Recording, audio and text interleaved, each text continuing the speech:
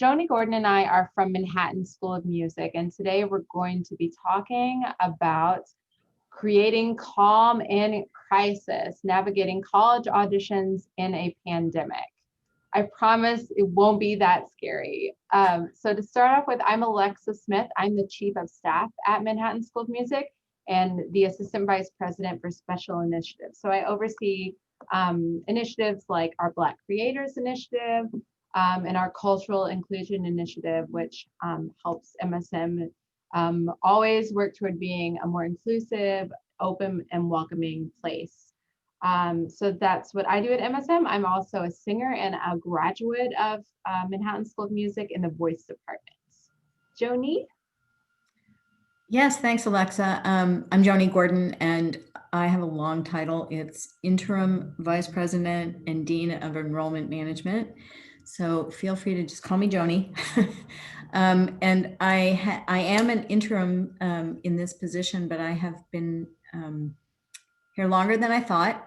It's sort of an addictive place. I oversee all things enrollment related, including admissions, financial aid, the registrar's office, and our international student services office. So all, but very focused on admissions for this session. And I think I'm turning it over to Alexa to get us started. Yes? Yes. So we want you to know that every school that you're going to apply to is adjusting their audition process. And so as much as you're thinking about what you're doing to prepare yourself for these applications, these pre-screens, these auditions that are all maybe really different, know that the schools are doing the exact same thing. So since last March, all of us had to readjust how we think about everything from will we have students on campus? What will class look like? What will ensembles look like? And that extends into the admission process. So Joni's team has worked really hard to, oh, sorry. Seeing something here. Uh-oh.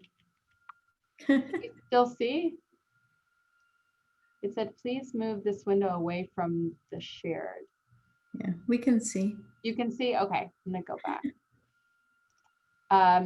So yeah, everyone is pivoting right now. So applicants are pivoting and we're pivoting too. And Joni's gonna go through some of the options you may have seen as you're looking at different schools to apply to. Yeah, and as before I do that, I do want to maybe go back to last March. We've that when we all started, you started with the word pivoting, and actually the admissions team at MSM was just texting me about something new that just happened with some restrictions for some of our applicants, and somebody sent the pivot meme in response, because that's all we've been doing. Beginning with our audition season in March, we hold auditions generally in the first week of March. And as you are all aware, there was a huge travel restriction placed in January, which meant that all of our students coming from China for live auditions were not able to travel. So we had to scramble and do other things. And anyway, we haven't stopped adjusting since then. So all by way of saying, we realize it is stressful for you. We're also stressed, and mostly because we want this to be a really good experience for our applicants. We want to make sure that they get a really fair shake in the auditions, and that the process makes sense and is something that people can easily navigate. In addition to the decisions that we've made at Manhattan School of Music, I'm also in a group that's very much in touch with each other of admissions and enrollment people at other institutions. And as I'm sure you are aware, if you've been applying to schools, you know that there are a few different options that people are offering. Probably the most popular from what I've seen is, a set of recorded auditions. How those auditions are delivered to the faculty varies by school. At Manhattan School of Music, for the most part, We will receive your recorded audition, and then we will gather the faculty in whatever way we are able. And that may be through a Zoom room, but people will listen to the faculty as a whole in your instrumental area or your major will listen to these recorded auditions together. So in other words, we're trying as much as possible on our end to replicate what a live audition would be. Everybody listens to exactly the same parts of the audition. Some schools are doing live Zoom auditions. We are doing that in one area only for musical theater. And in some ways that might sound like a great option. Oh my God, it's just like being right there and you just Zoom in and you're all in the same Zoom room and you audition. And there are definitely some benefits to that. It is, it's a bit of a heavy lift to schedule and to ensure that things go smoothly. But it is, it's a really viable option. And we, as I said, we're doing it in one area and many schools are doing it for all their auditions. A very popular process is the recorded audition, which is then followed up by a Zoom interview. It's like they want to, again, get some sense of who you are as a person. Because they, even in a live audition, you come in, they get to see you, they're in the same room. They might ask you a couple of questions, and they don't get to do that, obviously, if they're listening to your recording. So some schools have asked for the first track to be you answering a few questions so that they get a sense of hearing you talk and why you want to come to school there. You should be prepared to respond to any of those requests. Oops. Nope. And there we go. So really important, your job in this process is to identify the pluses and minuses for you in the new audition world. So this actually is not a bad thing when we talk about the pluses, because you really have control over your audition in some ways, especially in the recorded environments. You can do as many takes as you want. That may not always be good, so think about that. But you have that option. You can watch what you're doing. You can correct things. You can adjust your background. You can adjust what you're wearing. You have a lot of control. So really lean into that and be excited for that.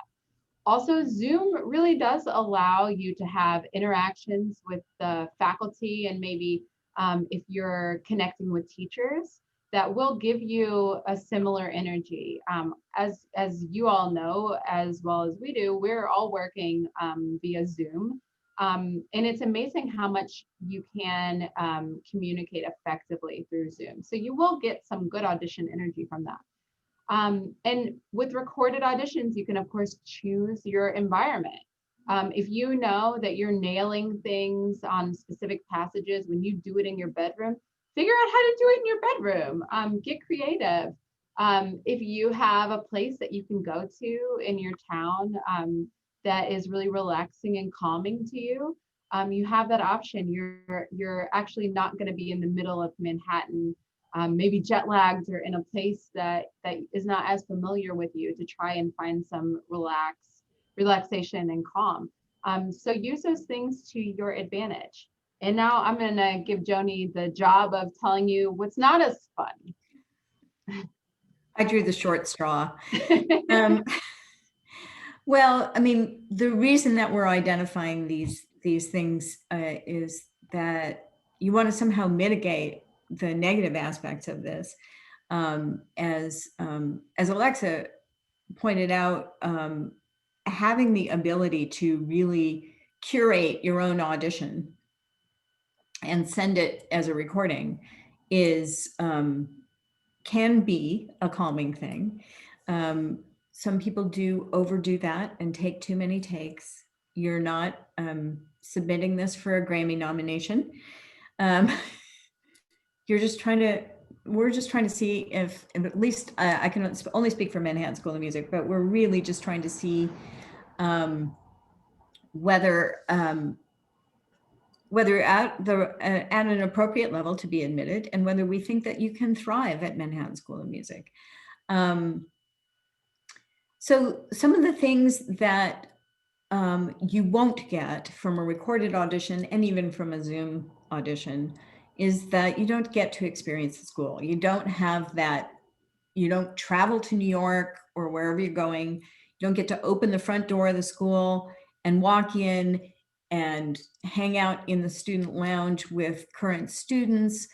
You don't get to meet the faculty in person. And, you know, I don't know how you are, but for me, I always I want to be able to picture myself somewhere.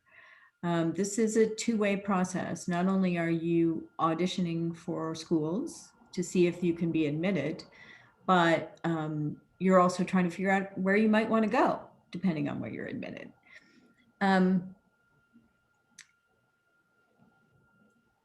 So you don't have that sense of the physical, being in the same physical space. There are things that you can do to sort of make up for that.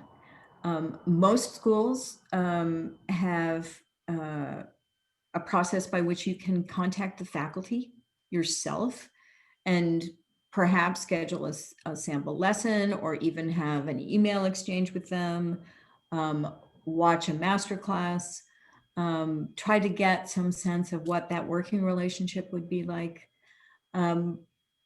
We've created a bunch of different information sessions that show you different aspects of the school. We have and we're not alone. Most schools are doing this. Sign up for those. Get all the information you can get. If they have, some places have video tours. We have a tour where we show you pictures, but we have a real live tour guide walking you through it at the same time. Take in as much as you can. Try to recreate the physical aspect of the audition that you would be missing. The other thing that's super important with all this is that all of these new methods of auditioning come with a bunch of guidelines and rules. And it is important that you read this stuff. And, simple little things like when you go to upload your recordings, you do it by track. So you'll do one movement of some piece and you label that and put it in your portfolio. Be sure you know what the instructions are for doing that. Because some software systems allow you to rename the track once you upload it. Ours, for example, does not. So if you've been labeling your tracks like, okay, this one didn't suck as much as the other ones did, that's what's going to go on the thing that you put in. So you might want to just, be very conventional in your labeling. This is the WC Elegy. Put it up there. If you have an introductory track where you're answering their questions, label that appropriately. We do realize that with all the changing restrictions that are happening, even as we speak, within the pandemic, all of these things become harder for some people. If you are having any trouble at all, reach out to your admissions teams at any of the schools. Every single person I have talked to at other schools, they're just worried that they're not making it easy enough for the applicants. So by and large, people will do whatever they can to make it possible for you. If, for example, there's something wrong with your piano, you don't have access to a good piano, and you need to make a recording, they'll help hook you up with an alum in the area. We've had this happen with percussion. We looking for specific instruments. So do not hesitate. If you're having trouble, reach out. We really want you to apply, and we really want to give you a fair shake. And lastly, and most importantly, see, oh no, not quite lastly. We want to talk to you a little bit about tips and tricks on how to make a good audition recording, because it really doesn't take a lot of tech to do this. Truthfully, you need an iPhone or another phone that can make a good recording, or a computer with a camera to record. And you need your ears. We can't tell you exactly where to place your recording device or what angles to use, but you're going to want to do a couple takes, maybe just pieces, and just test out the sound quality for yourself. Give a listen, see what the judges will be seeing, essentially, which again is an advantage because you don't get to do that in a hall that's new to you with acoustics that are new to you. And then for your Zoom audition or interview, be sure to have a strong internet connection, preferably hardwired with an Ethernet cable. Do the best you can here, but I would recommend, taking a couple of tests in advance with a friend or a family member away from you, just to double check that connection. Jody, want to do the last one? Yes, well, these are the kind of things, you do for a live audition as well. You wouldn't walk into a live audition with your instrument in the case and then proceed to take the instrument out of the case and make everybody wait. So do the same. If you are scheduled for either a Zoom audition or a Zoom interview, make sure that you are in the waiting room ahead of time, prepared to wait. You don't want to make them wait, and make sure that you don't schedule anything for like half an hour afterwards, because I guarantee you these things are not going to run on time. They don't when they're live, but it's even harder when you're trying to pull people in and out of rooms, right? The thing I did want to add a little bit to the recording, we've, as part of our mission to make things a little easier for people, we've had, I think, no less than 4 info sessions on how to make your best pre-screen recording. We had our chief recording engineer doing all these tips and tricks, and really most of what he was showing us was on an iPhone. There are great apps you can download, and my best tip is there's like I think it costs like $12. It's an iPhone stand that you can either hook onto a wall or you can put on a music stand. But that way you have lots of ability to position your phone in a way that will capture you. Make sure that they will be able to see what they need to see. If you're playing an instrument, make sure they can see both your hands.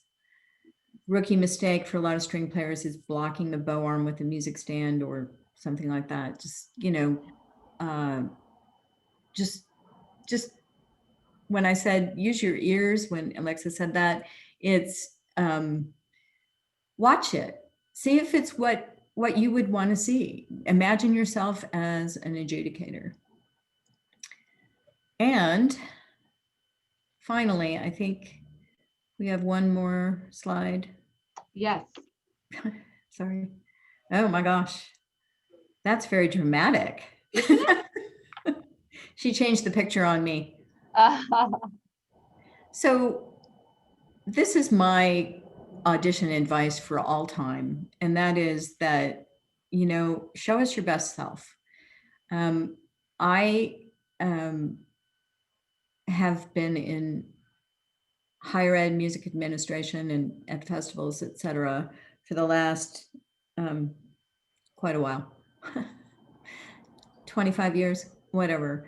And before that, I was a freelance musician for years. And I've always been one of those musicians who performed well. People always liked playing with me. I was horrible at auditions. It is another skill. And, later in my life, when I started doing this work, I have literally listened to and adjudicated thousands of auditions. And, as cliche as it might sound, if I had only known then what I know now, which is that all you want is somebody who makes you pay attention. I don't care, if you don't have the best bow arm in the world, or there's other things that, we all as human beings tend to focus on the things that we don't do so well. For me, it was always spiccato. So I don't know if you guys have something that you do really well or don't do well. But I would just obsess about whatever passage it was going to be in the audition that I was worried about. And I sometimes forgot to do what I did do well. I mean, I had certain things that, you could probably all tell me right now, oh yeah, it's my sound. That's what everybody says. I have this great sound. Or maybe you turn a phrase really well. Or maybe you do have a good spiccato, which I would love to talk to you afterwards about how you got that. But, but lead with your best. I mean, most schools will allow you to choose which track you put first. Similar to a live audition where they would say, start with whatever you're comfortable with, and then they start picking pieces. But make sure you show us what you can do, and make sure you are you. Mm-hmm. I'm gonna stop sharing now. So we would love to hear a little bit from you, questions you have, or things you've been thinking through as you're preparing for these auditions. You can unmute, you can come on camera, you can throw it in the chat. Actually, let me go check the Hoopah chat here and see if we have anything. Okay. We do have a question here. Are recorded auditions just as good as going in person? Don't you want to take that? Sure. It depends on, no. The short answer is no, but in terms of your ability to be admitted, yes, absolutely. And, I think that's always the case. I mean, I want to say maybe 15 years ago, there were faculty that might have had a bias against people who sent a recorded audition versus a live audition, thinking that you might not have a strong interest in the school. But that obviously that's all out the window now, because no one can come in person. I don't know of any schools that are doing live auditions. Have any of you experienced any experience with that, or are you applying to schools that have a different audition delivery method than ones that we've described? See anything yet? Okay. Maybe you could all put into the chat what your instrument or major is that you're thinking about or committing to. Obviously, if you have an instrument, you probably should commit by now, but I know for singers and things like that, you may be thinking about a range of things. Or you can also unmute and let us know what your instrument is.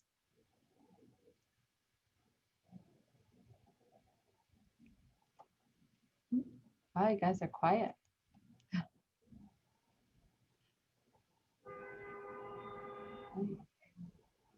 Oh, we have a percussionist thinking about a music ed major.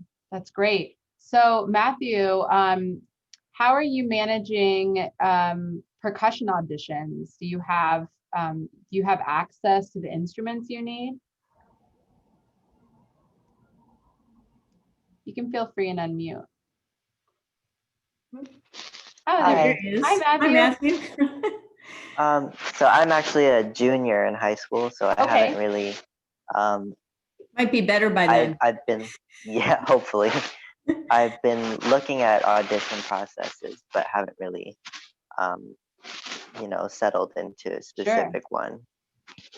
So you'll have But some time to think about it if it does stay, or it could be your plan B. How are you going to get access to that to record? mhm. So I live overseas, so I will Mhm. probably have to do recorded auditions anyway. So Yeah. I guess this was kind of a blessing. Yeah, yeah, it's a good, you're in a great space to think about that right now for sure. Right. You'll be in the same boat as everyone else instead Mhm. of Hmm. special. But yes, most schools in any time accept recorded auditions from people overseas. Um, Yeah. great. See, we What? also have Ian is a violin major and also thinking about music ed. Hi, Ian. And then let's see, Eleanor. Oh, Eleanor is auditioning for music ed and vocal performance. Yay, Eleanor. And is also a violinist and also enjoys composition and hopes to continue her studies in theory and composition. Wow. Well, you'll be miles ahead of a lot of people entering into music schools if you already enjoy composition and music theory. So Eleanor, I don't know if you're able to come on camera or unmute, but are you a junior, senior? Are you thinking about auditioning this year? What is that looking like? So I'm a senior and can you hear me right? Yeah, we can hear Okay. you. Hi. I'm a senior and I'm applying to 6 schools. Oh wow, okay. And how are the requirements so far for you? Are they similar throughout the schools, or what's it looking like? Yeah, I decided that I kind of want more of my focus to be on voice rather than violin. So Mhm. I'm only applying to 1 school for the violin, but for voice, pretty much every school is like the same, like 1 Italian piece, 1 piece in German or French, and 1 in English, and then 1 of your choice. So I'm able to use a lot of my repertoire for all of the schools that I'm applying to, which is nice. That's great. And are they, everything is recorded? No, nothing Uh, live? I'm like starting to look at all of that because now they're updating about, with Right. COVID and everything. And I think most of them are going to be recorded. Yeah, we just released our updates on November 2nd because we were up until then, we still had we'll be scheduling you for a live audition up on our website. Um, Eleanor, what made you head toward music ed rather than performance? Well, both of my parents are music teachers, Ah, and I've always followed in their footsteps. And I mean, I would love to do both, but I think my passion is teaching, and I've always wanted to be like a choir director, like a theory teacher. Like that's just something I could see myself doing. We need good theory teachers for I sure. know, I was just thinking about Like that. passionate theory teachers. That's great. That's great. Well, if you ever get to New York, let us know. Be happy to Thank give you. you a tour and, see all the things. Let's see. Did anyone else have any questions they wanted to throw our way? You don't have to put them in the Um, chat. Yeah, go ahead, Matthew. so I don't know if you guys would know specifically about this, but with percussion auditions, um, you have to audition on multiple instruments. So do you think that admissions is looking for like well-rounded, um, or are they understanding if you're more capable on one instrument than the others?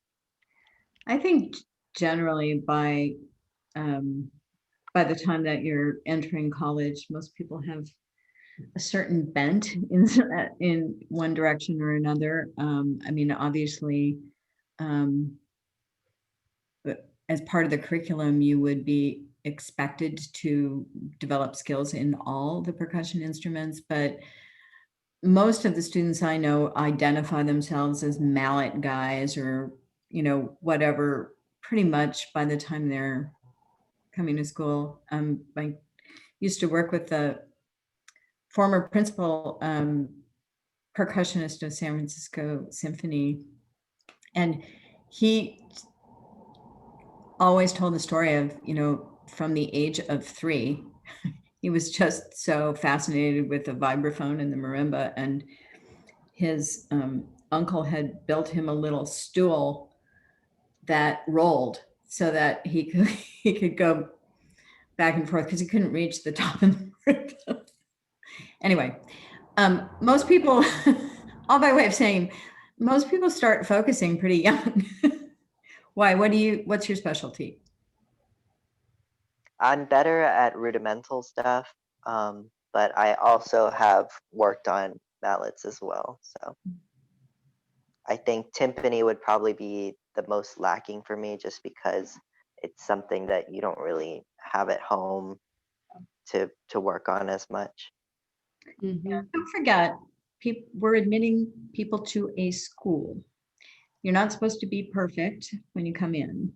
And I do think, particularly in percussion, that there are, they say, okay, he's really, really great at mallets, and maybe not so much, so we'll have to work on that. But the idea is that you get better while you're there. Okay, thank you. Of course. Other questions? We can also answer questions around, repertoire, or, visiting schools, anything like that, like what you might normally see at a school visit, or Timelines. yeah, timelines. I know you're all going through so much Zoom action at a college fair, but want to make sure we're here for you. So make sure I didn't miss anything. Nope, I think that's everything. All right. Well, if there's no other questions, we will call it a day. We hope that you're all very calm now as you're navigating, getting ready for your auditions. I think getting a head start and participating in college fairs like this will really help you feel grounded in knowing what to expect. But Joni said a couple times, and I just want to highlight, remember the admissions teams are there for you. So throughout any of this, be sure you're in contact with your admissions representatives, and yeah, they're there to help you. So yeah, big thank you to all of you, and we wish you lots and lots and lots of luck. Glad this was helpful.